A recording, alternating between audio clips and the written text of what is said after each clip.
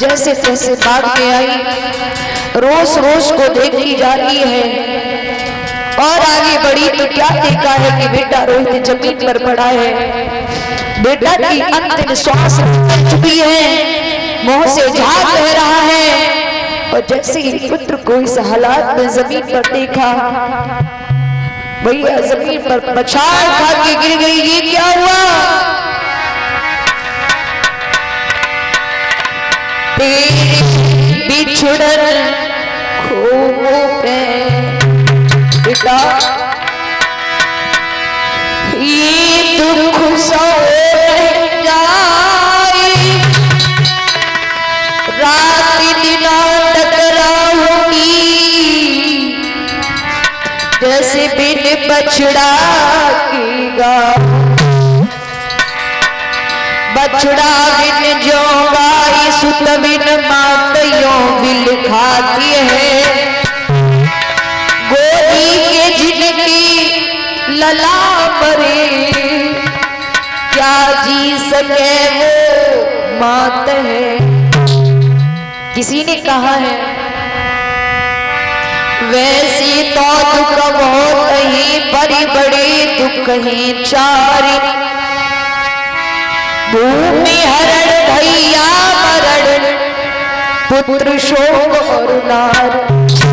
संसार में वैसे दुख बहुत है लेकिन सबसे बड़े 4 दुख बताए हैं। जवान भैया मर जाए, जवान बेटा मर जाए, जवान औरत मर जाए या आपकी जमीन पर कोई कब्जा कर ले। लेकिन हमारी समझ में श्रोताओं, हमारी समझ में अगर कोई सबसे बड़ा दुख है, जो माता पिता बैठे हों उनका जवान बेटा उनकी आंखों के सामने मर जाए, इससे बड़ा दुख दुनिया में कुछ नहीं होता। जैसे ये बेटा को देखा, मुंह पे मुंह रख लियो, फपक फपक की मैया रोने लगी। बेटा युद्ध की बोल तो सुनाई दे, कहाँ पे दसो है करिया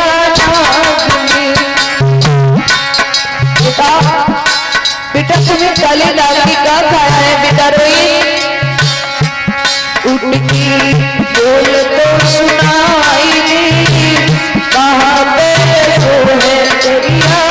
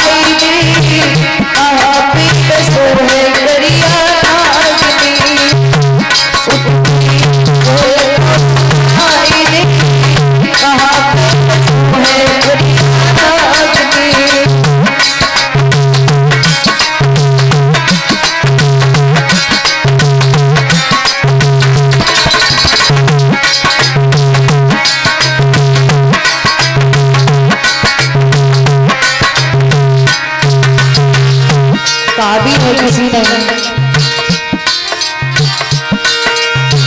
हंसा उड़ी चली अपनी देश,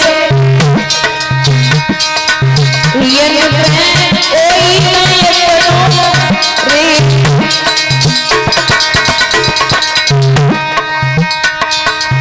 हंसा उड़ी चली अपनी देश, यन में कोई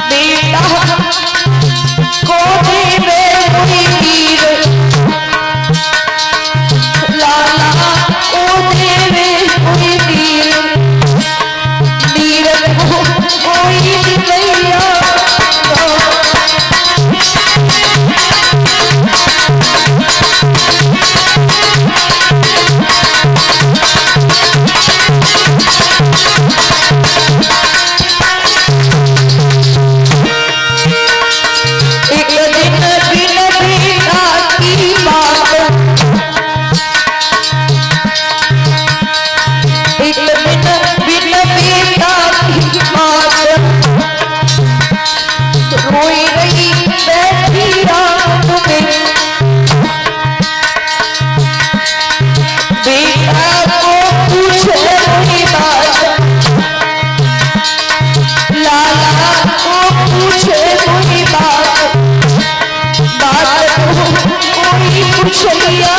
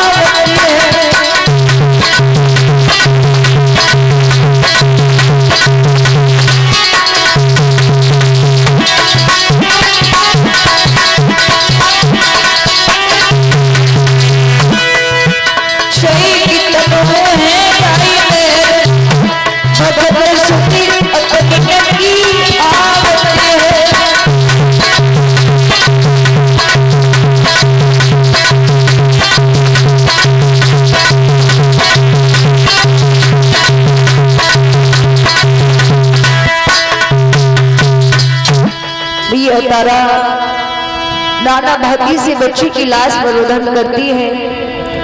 तब तक उसी बाग का माली आ जाता है। माली कहता है बहन तुम्हारे बच्चे को किसी काले नाग ने नशा है, इसकी लाश फट जाएगी, बहन इसे मरघट में अंतिम दाह के लिए ले जाओ।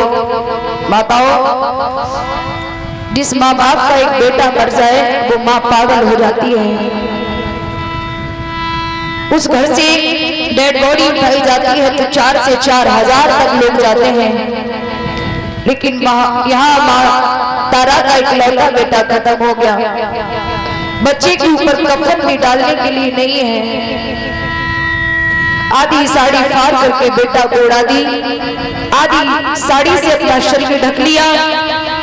माली के कहने पर बेटा को लेकर के मरघट के लिए चली कि मरघट जाई रही मैया ने लाश बेटा की, मरघट जाई रही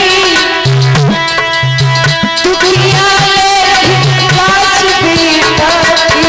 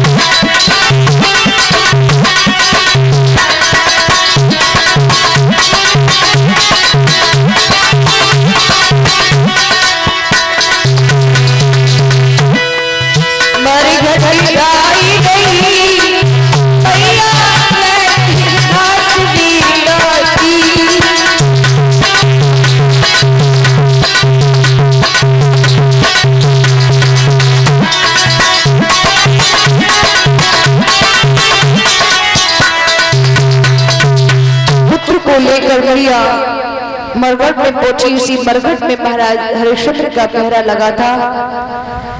दो अंधेरा सा होने लगा। पुत्र को जमीन पर लिटा दिया, लकड़ियां तोड़ तोड़ कर लाने लगी। कभी बैठकर रोने लगती है, बेटा को जगाने लगती है कि लाला आज से पहले इतनी गहरी नींद में तू कभी नहीं सोया था मेरी लाल, आज तो मैया की जगाने पर भी तू नहीं जाग रहा है। ये रोने का स्वर महाराज हरिश्चंद्र के कानों में पड़ा। महाराज हरिश्चंद्र आवाज लगाते हैं, अरे भाई कौन हो? कोई आवाज नहीं आए तो हरिश्चंद्र चल कर के तारा के पास आए। अरे तुम तारा, क्या हुआ? तारा कुछ नहीं बोल पाई। बेटा रोहित की तरफ महाराज को इशारा कर दिया, महाराज बेटा इस संसार में नहीं रहा। हाय बेटा रोहित कहकर के हरिश्चंद्र पैरों के यानी पैरों घुटनों के बल जमीन पर गिरे, बेहोश हो गए।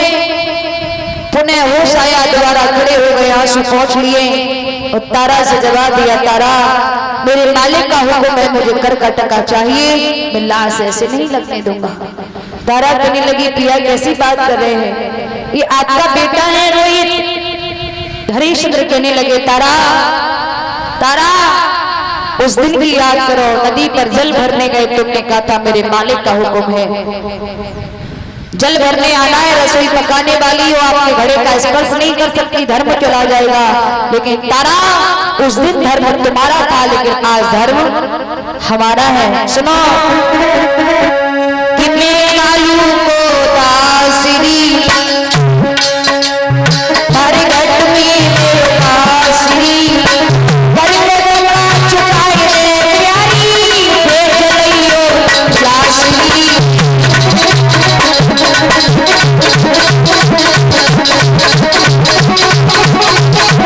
Thank you.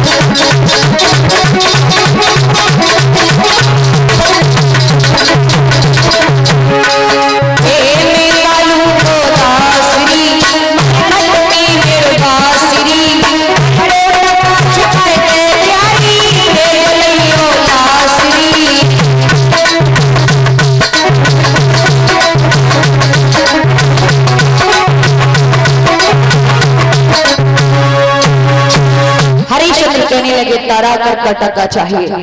तारा कहने लगी महाराज आप एक ही रटन लगाए हैं, मेरे पास कोई कर का टका नहीं है, अगर आपको कुछ दिख रहा है तो खींच लीजिए। आधी फटी हुई साड़ी थी, महाराज ने खींच ली। मैया तारा शर्म के मारे वहां से भागी।